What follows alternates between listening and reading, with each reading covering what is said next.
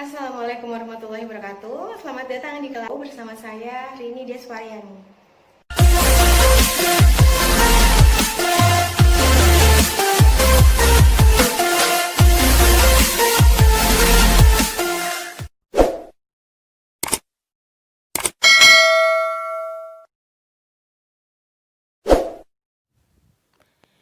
Oke, pada pertemuan kali ini kita akan membahas terkait pertemuan tiga sektor.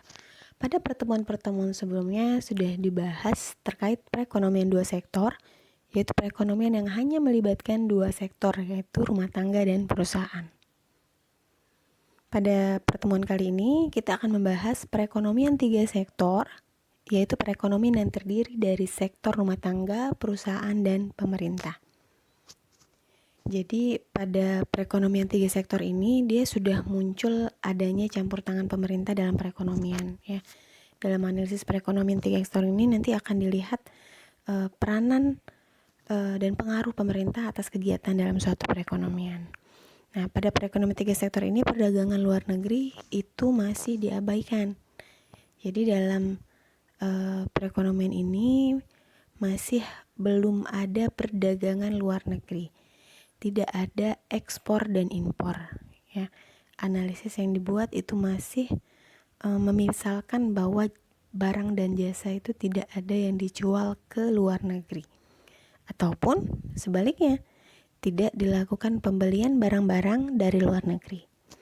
Nah, karena tidak adanya perdagangan luar negeri, maka pada perekonomian tiga sektor masih dikatakan perekonomian yang tertutup ya. Kalau sebelumnya pada perekonomian dua sektor itu dikatakan perekonomian yang sederhana dan tertutup karena hanya melibatkan dua sektor ya, tidak ada peran pemerintah, perdagangan luar negeri.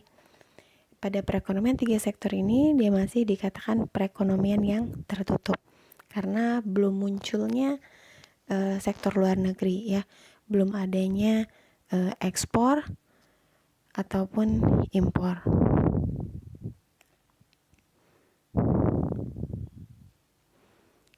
Nah, pada perekonomian dua sektor sebelumnya ya sudah dijelaskan tentang sirkulasi aliran pendapatan. Ya, pada perekonomian tiga sektor dengan munculnya sektor pemerintah itu mengindikasikan adanya campur tangan pemerintah dalam perekonomian ya, sehingga akan menimbulkan tiga jenis aliran baru dalam sirkulasi pendapatan. Ini ya, sirkulasi aliran pendapatan. Itu yang pertama adalah pembayaran pajak oleh rumah tangga dan perusahaan kepada pemerintah ya. Pembayaran pajak itu akan menimbulkan pendapatan bagi pemerintah ya, di mana pajak merupakan sumber pendapatan utama pemerintah. Jadi sebagian besar pendapatan pemerintah itu diperoleh dari pajak. Lalu kemudian aliran yang kedua yaitu adalah pengeluaran dari sektor pemerintah ke sektor perusahaan. Ya, jadi aliran ini menggambarkan nilai pengeluaran pemerintah atas barang dan jasa yang diproduksi oleh perusahaan. Ya. Lalu kemudian yang ketiga yaitu aliran pendapatan dari sektor pemerintah ke sektor rumah tangga. Aliran ini timbul karena pembayaran atas konsumsi ataupun penggunaan faktor-faktor produksi yang dimiliki oleh sektor rumah tangga yang digunakan oleh pemerintah. Nah, adapun secara rinci sirkulasi aliran pendapatan perekonomian tiga sektor itu dapat dilihat pada gambar berikut ya. Sama seperti halnya kemarin pada perekonomian dua sektor ya. Tapi di sini sudah ada memasukkan sektor yang ketiga yaitu adalah pemerintah. Jadi di sini ada tiga sektor yaitu rumah tangga, perusahaan, dan pemerintah ya. Jadi di sini sudah ada perusahaan, pemerintah, dan rumah tangga. Oke, kita perbesar. Jadi di sini bahwasannya rumah tangga ya. Di sini rumah tangga itu selaku pemilik faktor produksi. Ya, faktor produksi itu terdiri dari apa saja? tenaga kerja, modal, skill, dan sebagainya ya. Di mana faktor-faktor produksi tersebut digunakan oleh perusahaan ya, sehingga nanti di sini bisa nih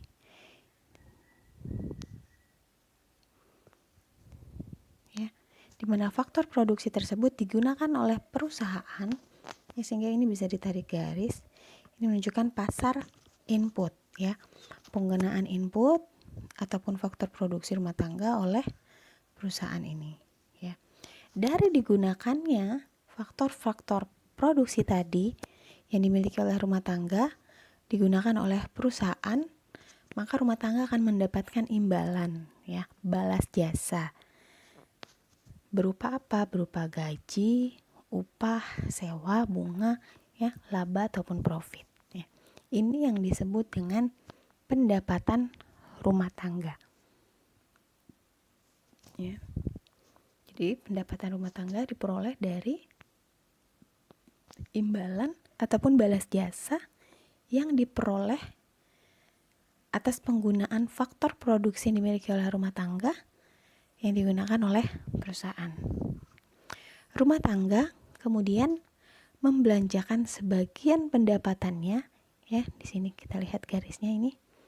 Sebagian pendapatannya untuk membeli, untuk melakukan pembelian atas barang-barang yang dihasilkan oleh perusahaan ini tadi ya, karena perusahaan dia akan menghasilkan barang-barang ya dari kegiatan produksinya. Ini yang disebut dengan konsumsi rumah tangga. Nah, sebagian pendapatan yang lain selain untuk dikonsumsi, rumah tangga akan melakukan tabungan. Nah, sebagian pendapatannya itu akan digunakan untuk tabungan. Jadi tidak semua pendapatannya, tidak seluruh pendapatannya itu akan langsung habis digunakan untuk konsumsi, tapi akan ada sebagian yang digunakan untuk tabungan. Ya, tabungan dilakukan di lembaga keuangan, di mana dana yang diperoleh dari lembaga keuangan ini dari rumah tangga akan digunakan untuk memberikan pinjaman kepada para investor untuk dapat melakukan penanaman modal ataupun investasi ke perusahaan ini. Ya. Jadi seperti yang sebutkan tadi, bahwasanya ada aliran baru dalam sirkulasi pendapatan pada perekonomian 3 sektor ini, yaitu adanya pembayaran pajak ya dari rumah tangga ke pemerintah. Disebut dengan pajak perseorangan ataupun pajak individu. Lalu kemudian dari perusahaan ya juga akan melakukan pembayaran pajak kepada pemerintah. Ini dinamakan dengan pajak perusahaan ini. Dari sektor perusahaan juga melakukan pembayaran pajak kepada pemerintah, dinamakan dengan pajak perusahaan ini. Ya.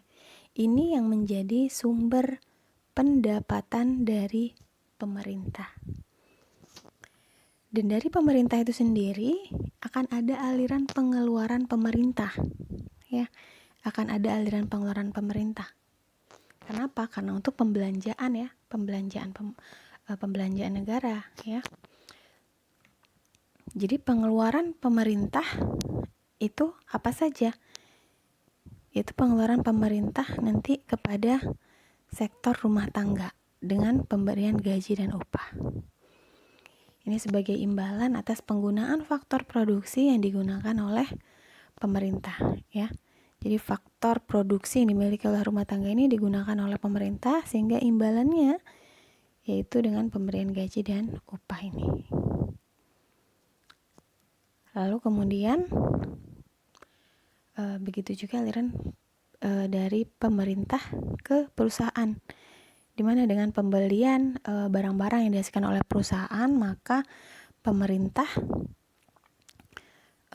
akan terjadi aliran pengeluaran di sini, pengeluaran pemerintah ya, atas sebagai imbalan atas pembelian barang dan jasa yang dihasilkan oleh perusahaan.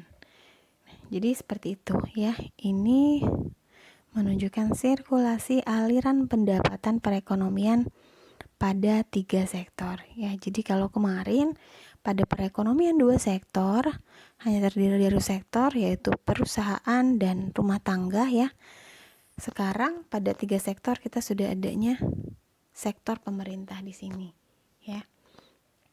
Jadi ada pengeluaran rumah tangga yang dikeluarkan ke pemerintah yaitu pajak perseorangan, dan pengeluaran dari perusahaan kepada pemerintah yaitu untuk pembayaran pajak perusahaan. Begitupun aliran pengeluaran dari pemerintah ke rumah tangga dan perusahaan ya, atas penggunaan faktor produksi yang dimiliki rumah tangga dan penggunaan ataupun konsumsi barang-barang yang dihasilkan oleh perusahaan.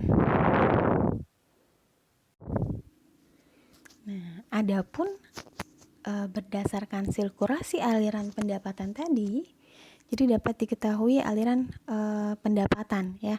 Bahwasannya pertama, penerimaan rumah tangga itu diperoleh atas balas jasa penggunaan faktor produksi ya oleh perusahaan ataupun oleh pemerintah, yaitu berupa gaji, upah ya, bunga, dan keuntungan ataupun laba. Lalu kemudian penerimaan pemerintah itu diperoleh dari pajak ya, pemberlakuan pajak yang diterima ataupun yang dibayarkan oleh perusahaan dan rumah tangga. Lalu kemudian yang ketiga adalah penerimaan perusahaan. Jadi perusahaan penerimaannya diperoleh dari hasil penjualan barang dan jasa yang dihasilkannya kepada rumah tangga dan pemerintah tadi. Lalu kemudian pembayaran rumah tangga itu digunakan untuk konsumsi ya, konsumsi atas barang dan jasa yang digunakan yang merupakan hasil dari produksi perusahaan. Lalu kemudian digunakan untuk pembayaran pajak kepada pemerintah dan sebagian untuk tabungan. Sedangkan pembayaran pada perusahaan itu digunakan untuk membayar faktor-faktor produksi yang digunakan, yang berasal dari rumah tangga tadi ya, untuk membayar gaji, upah, sewa, bunga, ataupun keuntungan ataupun profit ya. Lalu kemudian yang kedua adalah pembayaran pajak kepada pemerintah tadi, yaitu pajak perusahaan. Lalu kemudian pembayaran pemerintah itu digunakan untuk apa? Itu untuk belanja pembangunan dan belanja rutin tadi ya. Dia melakukan pembayaran ke rumah tangga atas penggunaan faktor-faktor produksinya ya, berupa gaji, upah. Lalu kemudian kepada perusahaan karena penggunaan dari barang-barang produksi ataupun barang-barang yang dihasilkan oleh perusahaan. Nah, ini jadi pemerintah itu perlu melakukan berbagai jenis perbelanjaan ya dalam perekonomian pemerintah.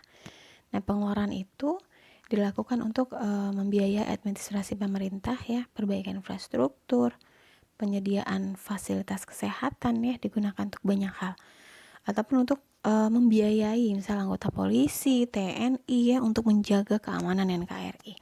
Nah, dalam pelaksanaannya tentu saja itu semua memerlukan dana yang cukup besar ataupun bahkan sangat besar.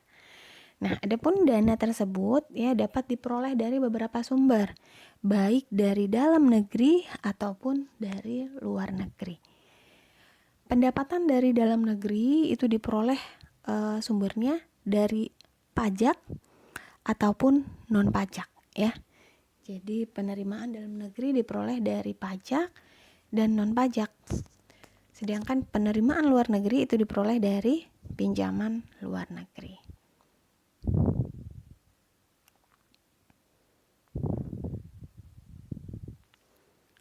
Pengeluaran pemerintah. Tadi kita sudah berbicara tentang penerimaan, sedangkan pengeluaran pemerintah itu terdiri atas pengeluaran rutin dan pengeluaran pembangunan ya, atas pengeluaran rutin dan pengeluaran pembangunan. Pengeluaran rutin itu seperti apa?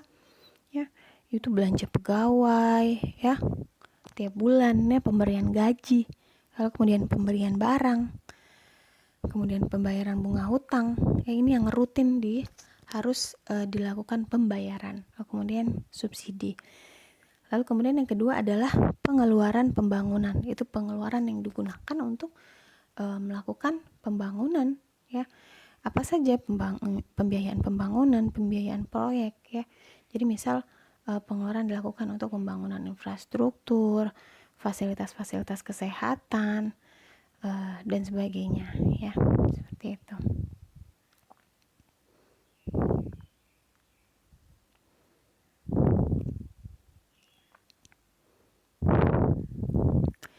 Nah, adapun faktor-faktor, ya, penentu pengeluaran pemerintah itu ada 3.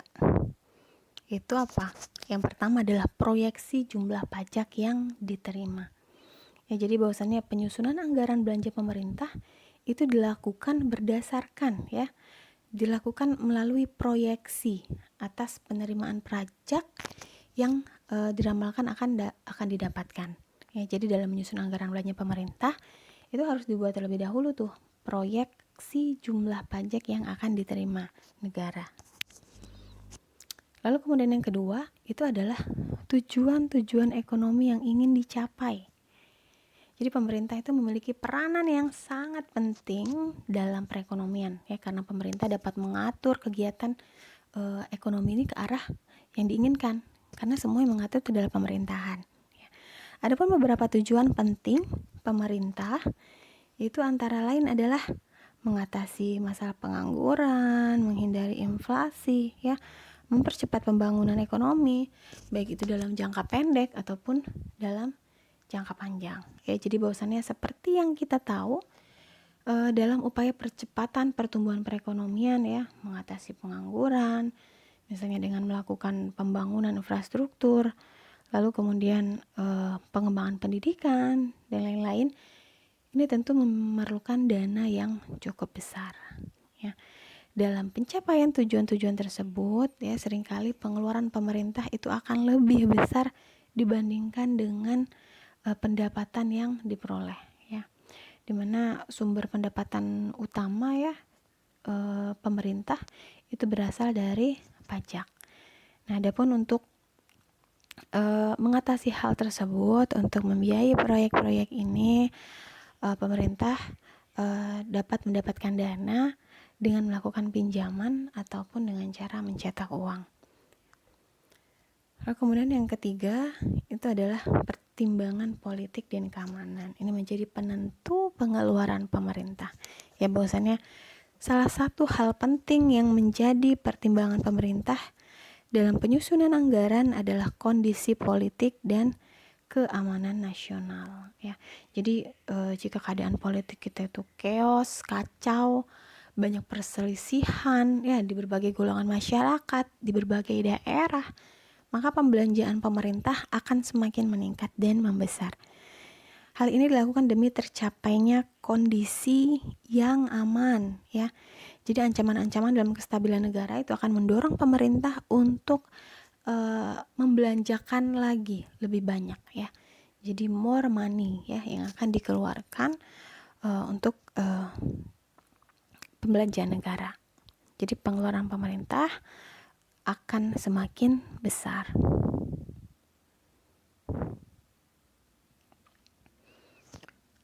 Nah, di sini kita dapat lihat nih fungsi pengeluaran pemerintah, ya.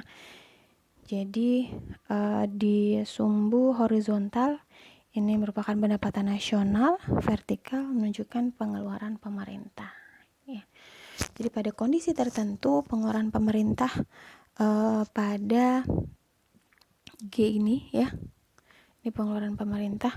Lalu kemudian misal terjadi kondisi di mana pertumbuhan ekonomi sangat lambat, pengangguran, ya, sehingga pemerintah meresponnya dengan melakukan peningkatan, ya, pada pembelanjaan. Jadi dengan adanya tambahan pengeluaran, ya. Jadi sehingga pengeluaran itu akan semakin bertambah, menyebabkan G akan berubah dari G menjadi G1 karena adanya peningkatan pada pengeluaran, ya.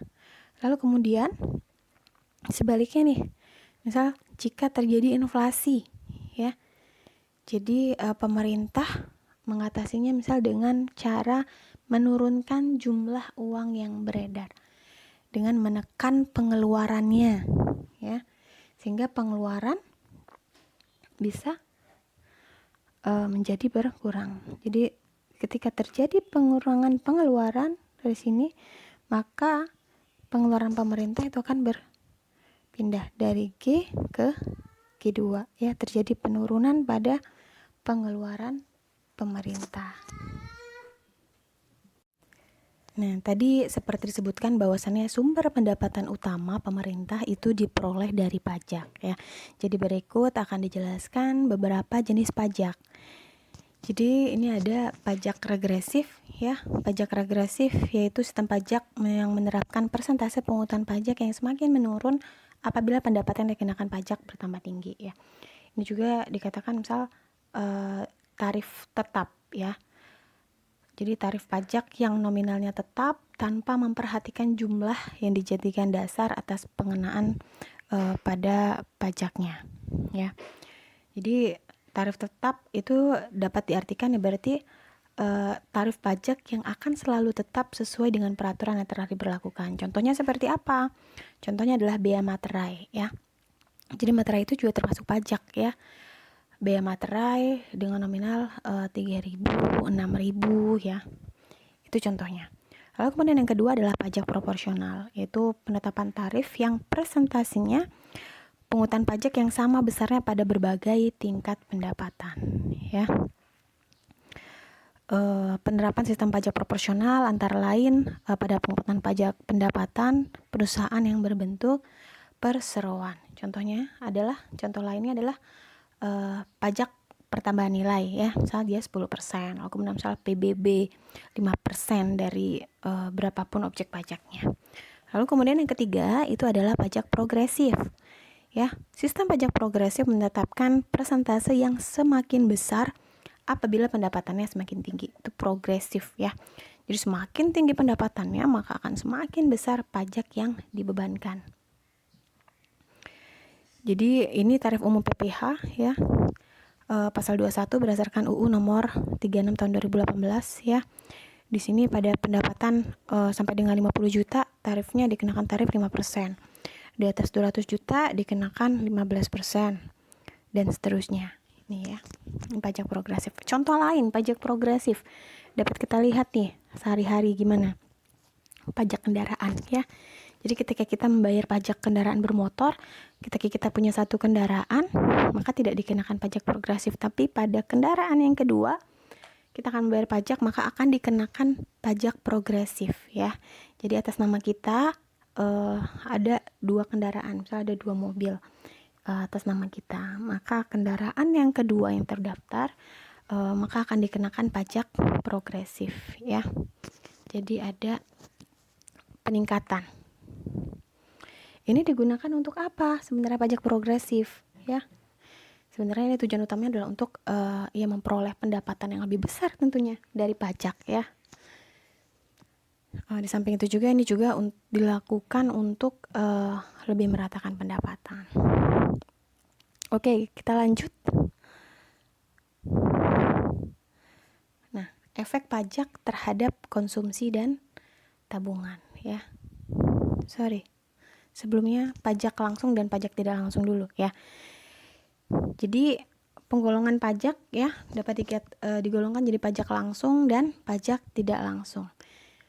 Pajak langsung itu seperti apa? Itu jenis pungutan yang langsung dikumpulkan dari pihak yang wajib membayar pajak, ya. Jadi setiap individu yang bekerja ataupun perusahaan yang menjalankan suatu usaha itu harus langsung membayar pajak kepada pemerintah atas setiap keuntungan dan penghasilan yang diperoleh. Contohnya pajak penghasilan, ya, di mana setiap bulan penghasilan yang diperoleh itu langsung dikenakan potongan pajak. Lalu kemudian yang kedua ini adalah pajak tidak langsung. Pajak tidak langsung, ya. Itu pajak yang bebannya dapat dipindah-pindahkan kepada pihak lain.